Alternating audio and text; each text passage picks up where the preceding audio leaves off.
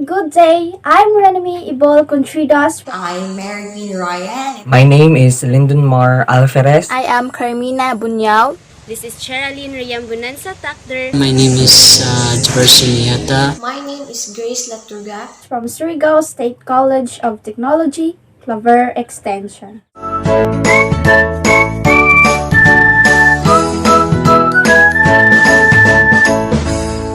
Hi, good day. I'm Rona Mae E Contridas from Surigao State College of Technology, Claver Extension. So here, I'm going to share the lessons I've learned from the subject Understanding the Self. Understanding the self is designed to help the students understand the nature of identity, including factors that influence and shape personal identity. So, in Module 1, entitled The Self from Various Philosophical Perspectives. In ancient philosophers' view about self, I learned that Socrates believes that self exists in two parts. That man composed of body and soul. So this means that every individual is dualistic. I learned that one part is physical or the body that is tangible aspect of us. And this is the part that is mortal and can be constantly changing. And for the second part is the soul, which believed to be immortal. The soul is the part that is unvarying across all realms. And I learned that soul is also unmodified once you die, and your soul leaves the body to the ideal realm. To expand my learning slightly, Socrates believes that we are in the physical realm. We are alive and our body and soul are attached, therefore making both parts of ourselves present in the physical realm. When we die, however, our body stays in the physical realm while our soul travels to the ideal realm, therefore making our soul immortal. And other ancient philosopher is Plato. I learned that there are three components of soul added by Plato, namely the rational soul, the spirited soul, and the appetitive soul that has different views leading to different behaviors. The first one, which we called the rational soul, is composed by reason and intellect to govern affairs. Through this, the rational soul enables the human person to think, reflect, analyze, and do other cognitive functions. Second one is the spirited soul, in charge of emotions. So it enables the person to experience happiness, joy, sadness, anger, and other emotional feelings. This is the courageous part of a person, one who wants to do something or to right the wrongs that they observed. Third is the appetitive soul, in charge of base desires. This is the part of the person that is driven by desire and need to satisfy oneself. This satisfaction involves physical needs, pleasures, and desires like eating, drinking, sleeping, sexual needs, and more. And now let's move on to medieval philosophers. I learned from St. Augustine, adopted some ideas from Plato but with religious side. I learned from his view that man is bifurcated nature. The body is bound to die on earth and the soul is to anticipate living eternally in a realm of spiritual bliss in communion with God. Then from St. Thomas Aquinas, I learned from his belief that man is composed of two parts, the matter and form. Matter refers to the common stuff that makes up everything in the universe, and form refers to the essence of a substance or thing.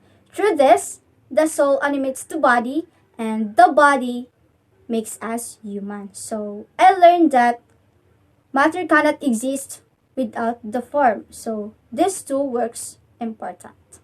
And now, let's move on to the modern and contemporary philosophers. First one is Rene Descartes. Rene Descartes looks familiar. I see it in the funny movies. Slightly looks like Mr. Bean. Just kidding. Rene Descartes is known as the father of modern philosophy.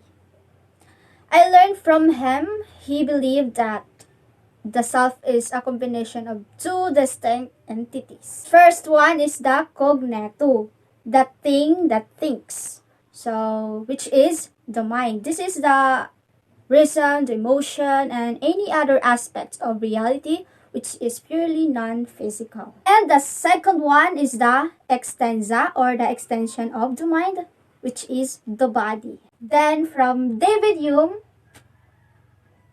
I learned that for him, the self is nothing but a bundle of impressions.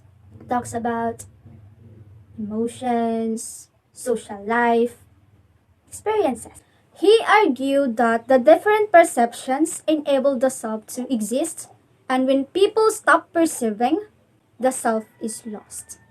And now, let's move on to Tadan! Immanuel Kant. To Kant, I learned that the self requires the mind that organizes the impressions to get from the external world. The self is not just gives one his personality. In addition, it is also the set of knowledge acquisition for all human persons. Next philosopher is Gilbert Ryle. I learned from Ryle is he believes that what truly matters is the behavior that a person manifests in his or her day-to-day life. I learned from his idea saying that the things that we do, how we behave and react, and all other components like the way we talk, walk, look, is generally who we are as a person. And last but not the least, let's welcome Merleau-Ponty. I learned from his belief that mind and body are so intertwined and they cannot be separated from one another. Yes, I support what Ponty believes because mind and body are codependent on each other and need each other in making decisions.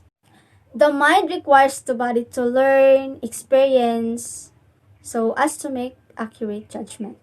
While the body requires the mind to make its decision for it, without one or the other, I feel they would not be able to exist. So that's all for Module 1. I hope you learned something and thanks for listening. Mwah. Good day everyone, I'm Raya and I'm going to share my learnings in understanding the self in Module 2 entitled The Self, Society, and Culture. The topics are what is self, the self and culture, the self and development of social world, Mead and Vygotsky, self in families, gender, and self. I'm going to share my learning first in what is self.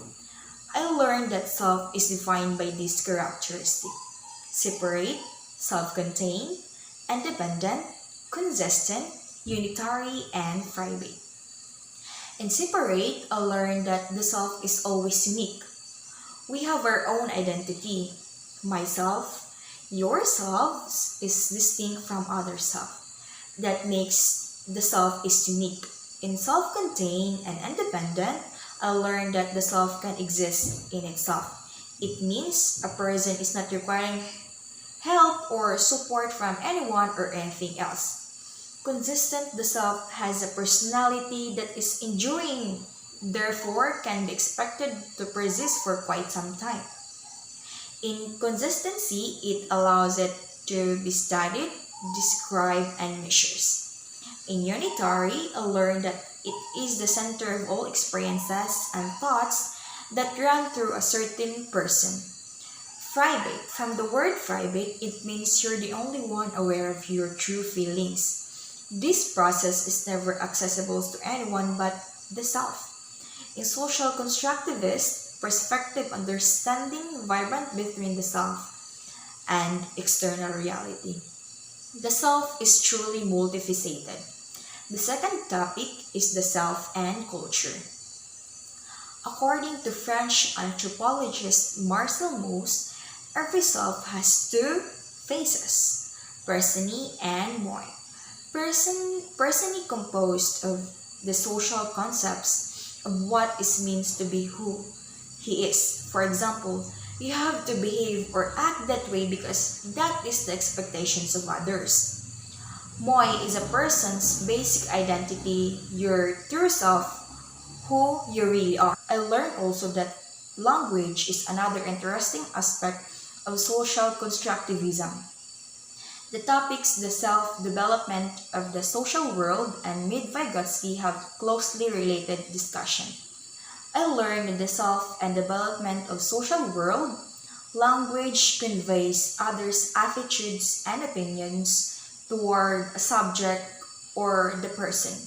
Language develops the self by allowing individuals to respond to each other through symbols. In Mid and Vygotsky, I learned from them the way that human persons develop is with the use of language, acquisitions, and interactions. Let's move to self in families. Without a family, biologically and sociologically, a person may not even survive or become a human person. Building our self-esteem started in our family. For example, when a parents appreciate their children, guide them towards strengths, their children naturally develop health, self-esteem, and confidence. Last but not the least, gender and the self. The sense of the self is being taught make sure that an individual fits in a particular environment. For example, girls and women are generally expected to dress in typically feminine ways and be polite, accommodating, and nurturing. We must act how we see ourselves in the world. So that's are the learnings I learned in Module 2. I hope you learned something too. Thank you. Good day, everyone. My name is Lyndon Mar Alferez, and I'm gonna be sharing the things I've learned in the Module 3, which entitled as the Self as Cognitive Construct. So in this module, there are different theories and concepts that are being discussed. One of those is the concept of self-schema, which is introduced by Carl Rogers. So self-schema is the organized system of knowledge about who we are. This includes our interest, the course, our age, even the physical characteristic of us. So as we grow older, our self schema also changes. As we grow, we adapt to our surroundings. So that's why it also changed. So the next one is the theory of symbolic interactionism. In this theory, it is said that the self is created and developed through human interaction. So basically, there are three reasons why self and identity are said to be a product of social interaction. So the first reason says that we cannot create ourselves out of nothing. It is said that society helps in building the foundation of our identity. The second reason says that we need other people to reinforce who we think we are. So the third reason says that what we think is important to us is maybe influenced by what is important in our society. So the next one is the types of self by Carver and Shear. So according to them, there are two different types of self, which are the public self and private self. So the private self is actually the private one. We are the one who only knows about it. The public self is the image that we want everyone to see. Is for example, we want everybody to see that we are hardworking. So we tend to do things that might show to everyone that we are a hardworking person. So the next thing I've learned in this module is the social comparison theory. So the downward social comparison and the upward social comparison. In the downward social comparison, we compare ourselves to the people who are worse than us. So in upward social comparison, we compare ourselves to those people who are way better than us. It is a sort of a motivation for us to do better than our present self. So we compare ourselves to the people who are better than us for us to be at their level or maybe exceed to their level in the time in the future time. Hi everyone, I am Carmina Boniao and I'm gonna be sharing the things I learned in Module 4 about the self in Western and Eastern thoughts. I'm gonna be sharing first what are the things I learned in Eastern thoughts. So, Eastern thought is focused on the individual or the self and the individual role in society. It explores how to reach inner peace and our relationship with nature and the wider cosmos. Eastern thought belong Confucianism, Taoism, and Buddhism. Confucianism as a religion of a positive and human perspective play a very important role in social structure and political philosophy. Religion began with a man named Confucius, who was born 500 years before the birth of Christ. The ethical system of Confucianism is praiseworthy. Why? Because it promotes things that are desirable for the individual and even for society. I learned that in Confucianism, it is focused on self-cultivation. Why? Because based on my understanding, individual has the ability to beautify his own life and his culture, while relying on his own goodness and ability. The cultivated self in Confucianism, personal needs are repressed for the good of many. While Taoism living in the way of Tao or the universe, they do not believe of God. They follow only the Tao. All things happen in accordance with the flow of the Tao, and it holds that humans and animals should live in balance with the Tao.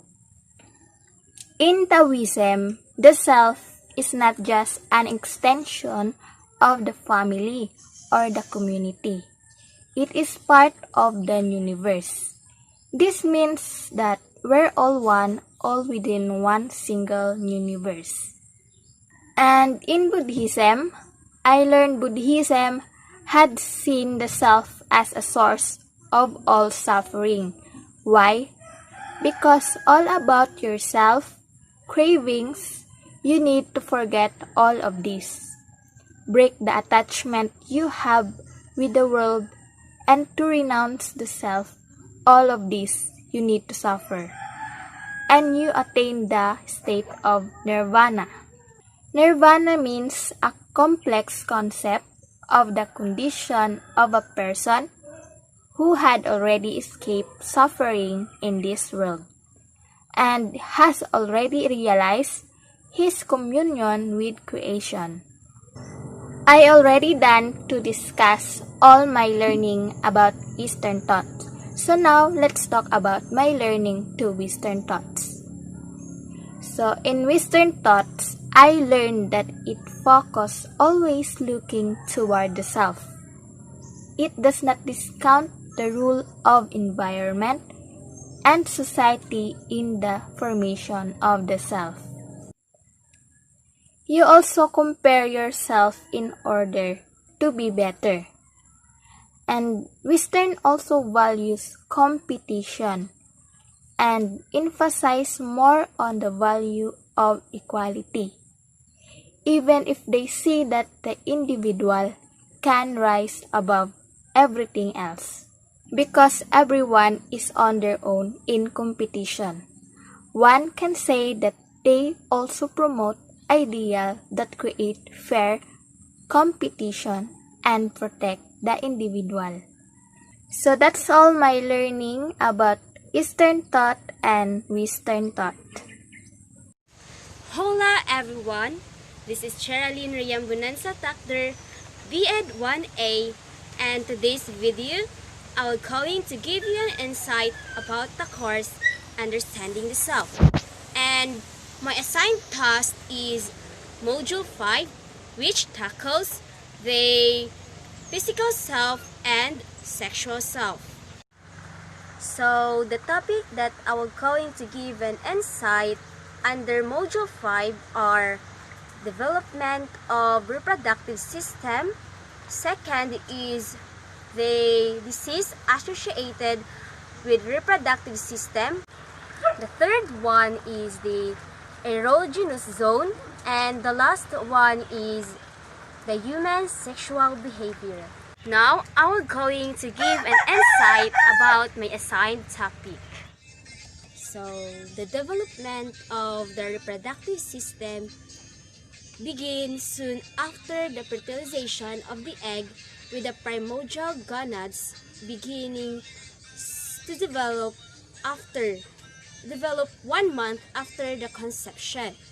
So, reproductive development continues in utero, but there is a little change in the reproductive system between infancy and puberty. So, the reproductive system is a collection of internal and external sex organs which work together for the purpose of sexual reproduction. The development of these reproductive organs begins at an early stage in the embryo. In addition, the disease associated with reproductive is infection. The common infection is caused by Escherichia coli and STD. The major disease is tumor. Tumor is a major threat to reproductive organs, which is the abnormal growth of cells. The common cancers in adult females are tumor and breast cervix, while in males is prostate cancer. Furthermore, the erogenous zone is the sensitive part of the body that causes sexual arousal when it is touched. Some of the common erogenous zones are mouth, breast, genitals, and anus. And other common area of the body that can arouse easily are feet, neck, thighs, and abdomen. Next is the human sexual behavior. This refers to the human activity or human sexual activity or sexual practices is the manner in which humans experience and express their sexuality. People engage in a variety of sexual acts, ranging from activities done alone or masturbation and to acts with another person that called sexual intercourse and in varying patterns of frequency for a wide variety of reasons. So, human sexual behavior has two types of behavior, and which is the solitary behavior, and the second is the social-sexual behavior. So first, we have to define what is solitary. So solitary means being single, alone, or lonely. In this type of behavior, this is the act of self-gratification that leads to sexual arousal and generally sexual climax. Example of this behavior is masturbation. So masturbation is the act of touching your own genitals for sexual pleasure. So many people masturbate sometimes because they don't have partner. But also, this is another way of reaching orgasm. So masturbation makes it possible for a person to get sexual gratification without having rely on someone else or engaging in risky behavior. Second is the social-sexual behavior, are those sexual acts done with other people. The most common form of social-sexual behavior is sexual intercourse. It is called of having a sex or sleeping together.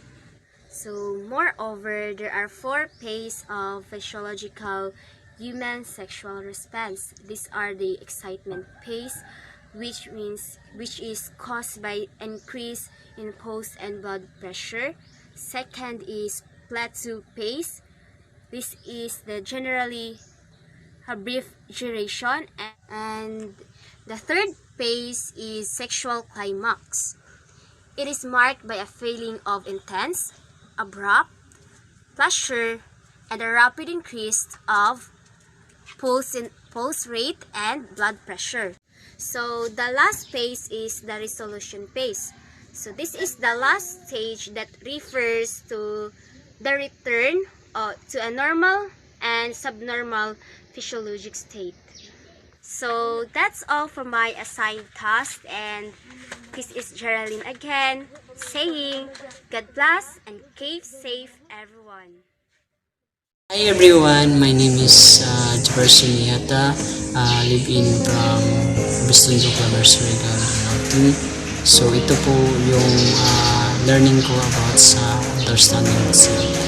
First is the nervous system. Nervous system is the major controlling, regulation, and communicating system in the body. It is the center of all mental activity, including through learning and memories. The second is sexual problem. Sexual problem is a few aspects of intimate relationship are as important as sexuality.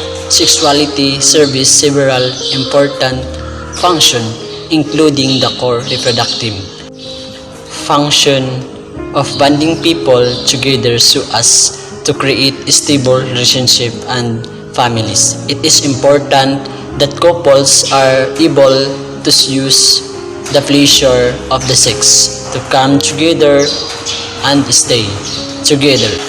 It is important that couples are fertile and able to reproduce and have children when that is desired. Finally, it is important that couples be able to suppress their fertility when that is desired so that unwanted children are not born into the world. And impairment or difficulty in either of these core sexual function can cause problem for individual couples and families and the society at large. The third is sexual transmitted disease. STD means if you have sex, anal, oral, or vaginal intercourse and genital touching, you can get an STD, also called sexual transmitted infection or STI, regardless of your marital status or sexual orientation. You're vulnerable to STI and steady symptoms. And the last is natural artificial method of contraception. The natural family planning method do not include any channel or foreign body introduction into the human body. Most people who are very conscious of their religious beliefs are more inclined to use the natural way of birth control. Some want to use natural method because it is more cost effective. Abstinence. This natural method involves abstaining from sexual intercourse and the most effective natural birth control method with ideal 0% fill rate. Good day everyone, my name is Latoga and I'm going to share my learning in understanding the self in Module 6 entitled To Buy or Not to Buy. That is the questions. The topics are material self and we are what we have. Belk stated that we regard our possessions as part of ourselves. We are what we have and what we possess. There is a direct link between self-identity with what we have and possess. Our wanting to have and possess as a connection with another aspect of the self, the material self. The material self, according to William James, pertains our bodies, clothes, immediate family, and home. James identified the body as the innermost aspect of the material self. Also, you perceive certain body parts as more private or intimately yours as compared to the others. The next aspect is clothing. It is a form of self-expression. We choose to wear clothes to reflect ourselves. Next is immediate family. They are connected to us by blood. Our parents and siblings hold another great important part of ourselves. The last part of material self is home. It is where we feel most comfortable and it is greatly linked to our identity. For the last topic, we are what we have, Bell posits that we regard our possessions as part of ourself. We are what we have and what we possess. Things, characteristics, attitude, positions that we have reflects on who we are. It describes who we are as a person. For example, if you have a lot of cute teddy bears, pink collections, it means it describes you as a person who loves cute things or a person who is cheerful and girly. As we grow older, putting importance to material possession decreases. However, material possession gains higher value in our lifetime if we use material possession to find happiness, associate these things with significant events, accomplishments, and people in our lives. That's all for my sharing learning. That's all for sharing my learning in Module 6. Thank you for listening.